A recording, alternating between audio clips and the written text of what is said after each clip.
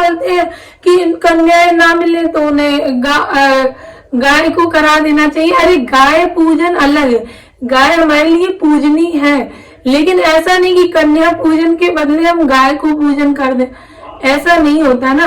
कन्या पूजन में हमें कन्या ही पूजनी है, ना कि गाय को। हाँ, गाय को बची हुई सामग्री, जैसे कन्या पूजन में हमारे घर में मेरी बेटी है जो मतलब कन्या भोग करने जाती है, कन्या पूजन में जाती है, तो जो सामान उसको खाने पीने का मिलता है, जो बच जाता है, तो वो हम गाय को डाल सकते हैं, गाय को खिला सकते हैं। लेकिन ऐसा नहीं है कि कन्या नहीं है तो कन्या के हिस्से का 9 जगह लगा के गाय को दे दें, ये करना गलत है, ऐसा नहीं करना है। कन्या पूजन मतलब कन्या पूजन। नमस्कार दोस्तों, पीएम मिश्रा के चैनल पर आप सभी का स्वागत है। आज के इस वीडियो में मैं आप लोगों को बताऊंगी कि कन्या पूजन में अगर हमें 9 कन्याएं नहीं मिलती है तो हमें किस तरह कन्या पूजन करना चाहिए, और आपको बताऊंगी किस तिथि को हम लोगों को पारायण करना शुभ माना गया है तथा अच्छा फल माना गया है। तो दोस्तों मेरे साथ इस वीडियो पे बने रहिएगा। सबसे पहले तो अगर आप लोग नए हैं तो मेरे चैनल को सब्सक्राइब कर दीजिएगा और बेल आइकन को क्लिक कर दीजिएगा। और दोस्तों अगर आप लोगों को मेरा यह वीडियो अच्छा लगता है तो मेरे वीडियो को लाइक कर दीजिएगा, कमेंट में जय माता दी जरूर लिख दीजिएगा।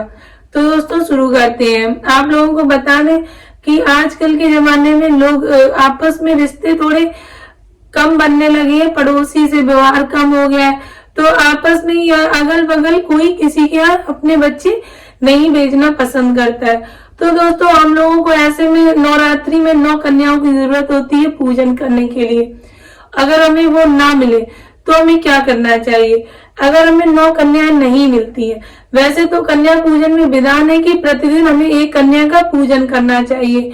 अगर हम ऐसा नहीं करते हैं तो अष्टमी या नवमी को, षष्ठी से नवमी तक हम लोग कन्याओं को भोग कराते हैं, भोजन कराते हैं, कन्या भोज करते हैं। तो षष्ठी से नवमी मतलब 6वें दिन से नवमी तक, 9वें दिन तक हम लोग कन्या भोज करा देते हैं। ज्यादातर लोग तो पारायण वाले दिन, पारायण नवमी को करने लगते हैं और वो कन्या भोज करते हैं, लेकिन ये करना गलत है।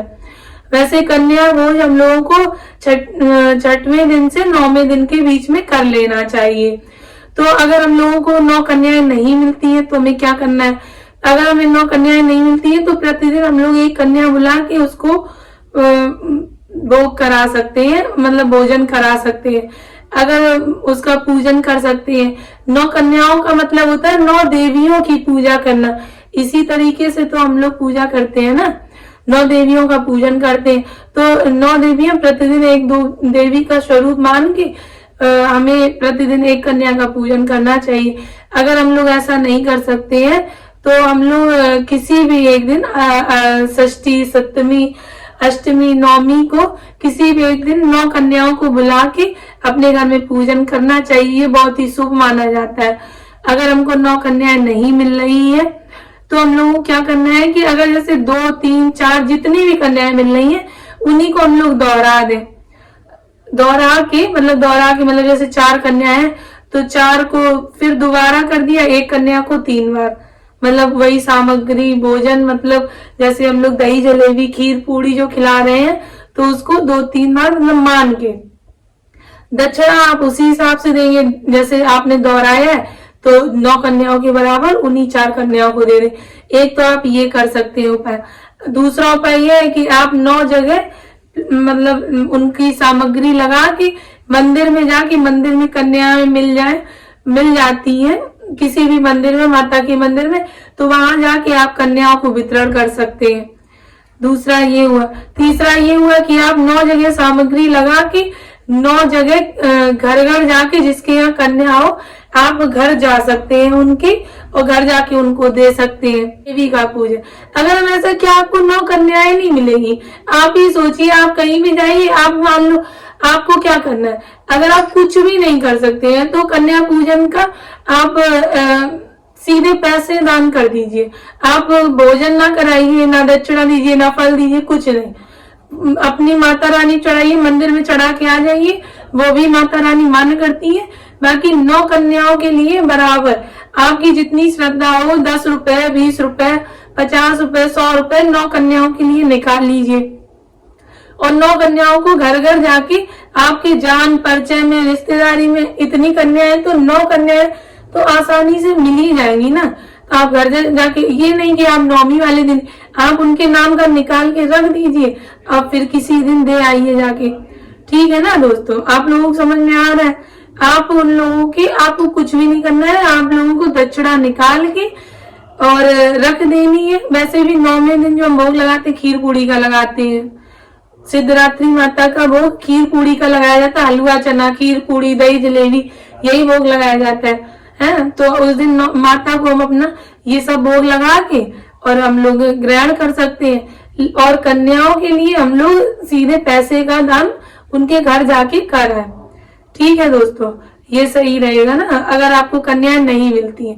वैसे तो कोई ना कोई कभी ना कभी, मतलब 2-4 कन्या, जैसे हमारे घर में ही कन्या है, एक तो घर की भी कन्या का मान्य होता है, अपनी कन्या को भी मान्य है, बराबर दक्षिणा दे सकते हैं। कन्या कन्या होती है, अपनी हो चाहे पराई हो, कन्या कन्या होती है, देवी का स्वरूप होता है।